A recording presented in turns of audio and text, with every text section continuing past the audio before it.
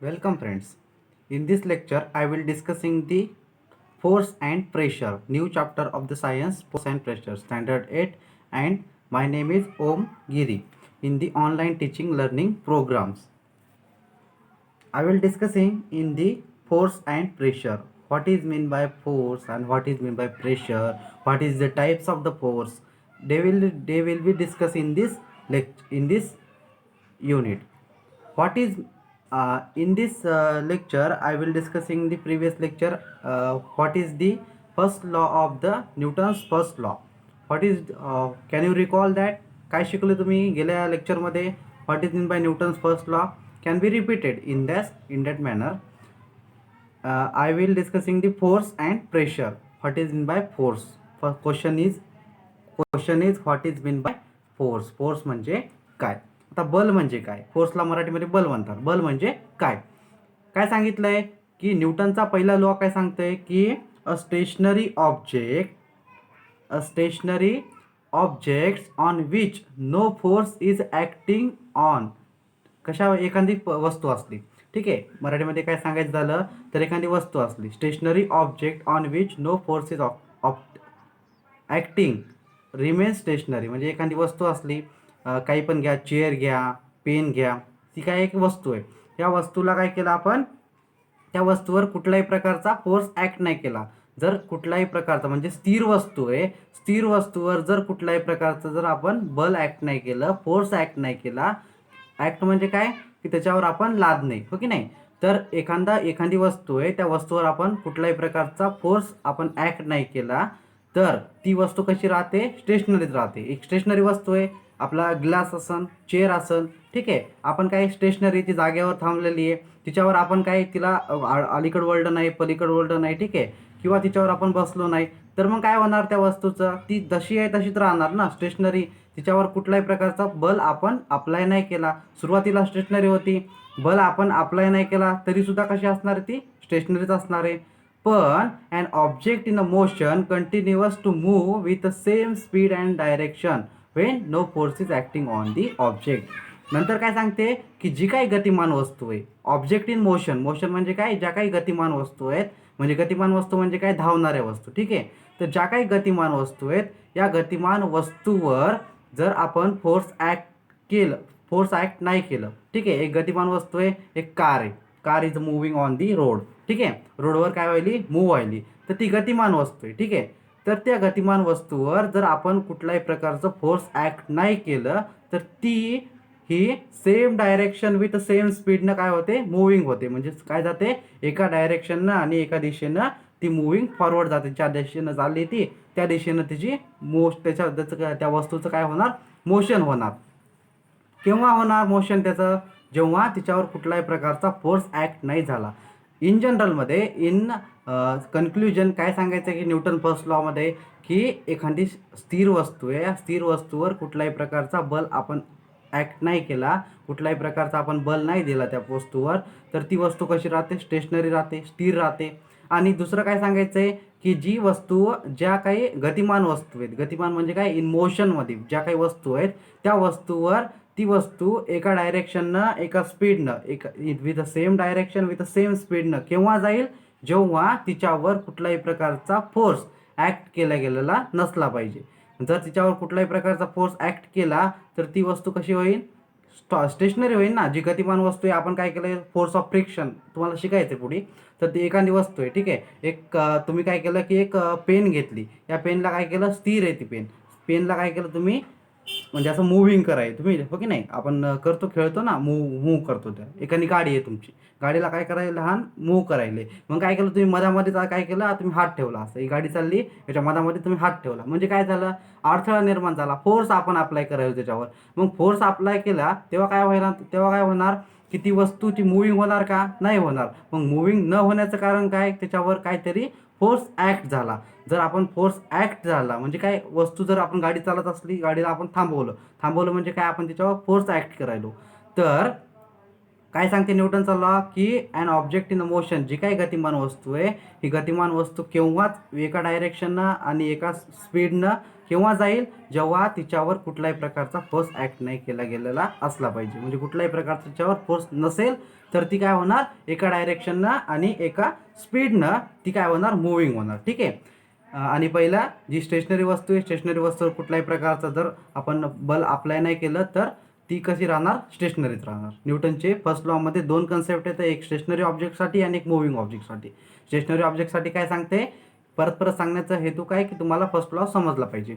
काय सांगते पहिला याच्यामध्ये की स्टेशनरी ऑब्जेक्ट, जी काही स्टेशनरी, जी काही स्थिर वस्तू आहे, ती स्थिर वस्तू जिच्यावर कुठल्याही प्रकारचा फोर्स अप्लाय केला गेलेला सुरुवातीला पण नव्हता. स्थिर कधी असते, जेव्हा कुठल्याही प्रकारचा फोर्स अप्लाय केला गेलेला नसतो त्याच्यावर.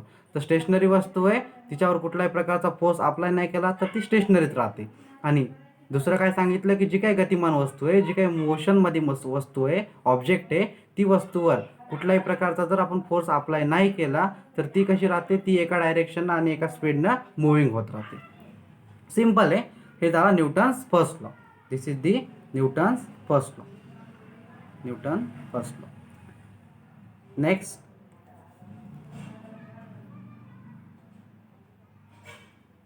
Next is a contact force and non contact force. तुम्हाला फोर्सबद्दल समजलं की काय फोर्स म्हणजे काय असतो, बल म्हणजे काय असतं. आता आपल्याला शिकायचं की कॉन्टॅक्ट फोर्स, फोर्सचे प्रकार, कॉन्टॅक्ट फोर्स आणि नॉन कॉन्टॅक्ट फोर्स.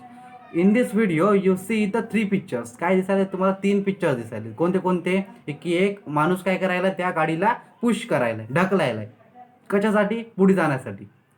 दुसऱ्या चित्रामध्ये काय सांगितलंय की एक कुत्रा आहे, म्हणजे ताठर म्हणजे कुत्रा काय, त्याला घरी जायचं नाही. ठीक आहे.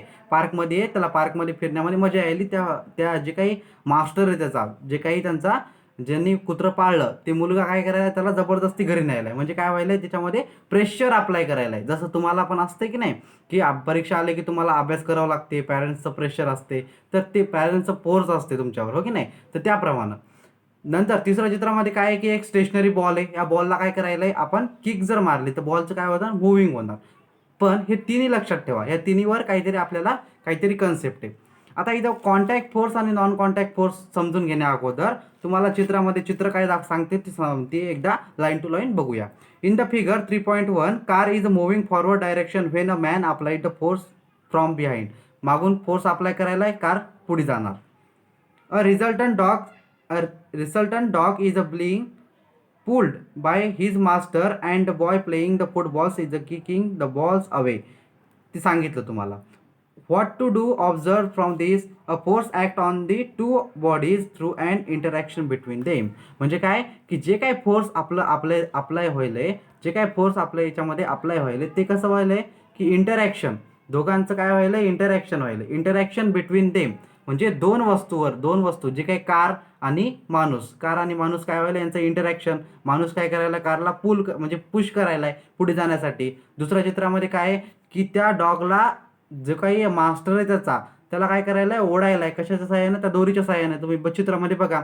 आणि तिसऱ्या चित्रामध्ये काय आहे की फुटबॉलला किक केली म्हणजे पायाचा आणि फुटबॉलचा कॉन्टॅक्ट आला. जे फोर्स इन कॉन्टॅक्टमध्ये त्यांच्यामध्ये ज्या दोन ऑब्जेक्टमध्ये इंटरॅक्शन असते, काहीतरी संबंध असतो, त्यांच्यामध्ये फिजिकली कॉन्टॅक्ट असते. सोप्यात सोपं कॉन्टॅक्ट फोर्स म्हणजे काय की ज्या दोन वस्तूचा फिजिकली कॉन्टॅक्ट आला, ज्या दोन वस्तूमुळं किंवा एक जी काही वस्तू ती फोर्स अप्लाय करणारी आणि दुसरी वस्तू स्टेशनरी, त्या दोन वस्तूचा जर जेव्हा कसा आला, फिजिकली कॉन्टॅक्ट जेव्हा येईल त्याला काय म्हणतात, कॉन्टॅक्ट फोर्स.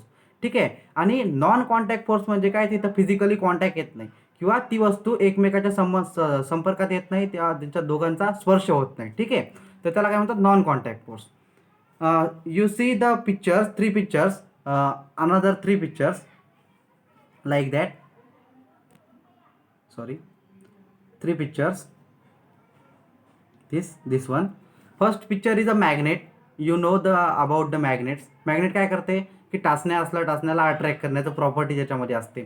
दुसऱ्या याच्यामध्ये एक कोंब, जे काही आपला कंगवा आहे त्या कंगव्याचं आहे. ठीक आहे. आणि तिसरं काय आहे की कोकोनट ट्री पासून जे काही कोकोनट आहे ते काय होणार आहे, फॉलिंग ऑन दी, म्हणजे पिकलं तर काय होणार, ते खाली जमिनीवर येणार. ठीक आहे. याच्यामध्ये काहीतरी लॉजिक आहे, काहीतरी याच्यामध्ये इंटरॅक्शन आहे, काहीतरी कोणता तरी फोर्स आहे याच्यामध्ये. तर ते यांच्यामधले जे काही फोर्स आहे ते काय असणार आहेत, तर ते नॉन कॉन्टॅक्ट फोर्स असणार आहेत, अगोदरच सांगतो. ठीक आहे, आता कशा प्रकारे आहेत आपण पाहूया line to line. A coconut is falling from the coconut trees, the objects are attracted to the earth due to the force of gravity. When the comb get rubbed against here, small piece of the paper skipped on a table get attracted to the comb. काय सांगितलंय, coconut tree पासून जे काही coconut आहे, coconut fall कधी होणार, जमिनीकडे. म्हणजे कुठलीही वस्तू, आपली बॉल असला, बॉल आपण वरी फेकला तर काय होणार, ती जमिनीकडे अट्रॅक्ट होणार, जमिनीकडे अट्रॅक्ट होणार. कशामुळे होते जमिनीकडे अट्रॅक्ट, तर तुम्हाला माहित असेल की फोर्स ऑफ ग्रॅव्हिटेशन, म्हणजे ग्रॅव्हिटेशनचा जो काही बल, म्हणजे ग्रॅव्हिटेशन फोर्स असतो, गुरुत्वाकर्षण बल असते, या गुरुत्वाकर्षण बलाच्या आधारे काय होणार, ते जे काही ऑब्जेक्ट आहे ते ऑब्जेक्ट काय होणार, अपपासून डाऊनकडे काय होणार, अट्रॅक्शन होतं, त्यांच्यामधलं काय होणार, अट्रॅक्शनचं, ती अट्रॅक्शनची प्रॉपर्टी, ग्रॅव्हिटेशनल फोर्स काय होते, अट्रॅक्ट करून घेते कुठल्याही वस्तूला. तर त्याप्रमाणे ते अट्रॅक्शन होणार कोकोनट ट्रीपासून ते जमिनीपर्यंतचं जे काही त्यांचं मुवमेंट आहे ते काय होणार, फोर्स ऑफ ग्रॅव्हिटेशनमुळे होणार. ठीक आहे.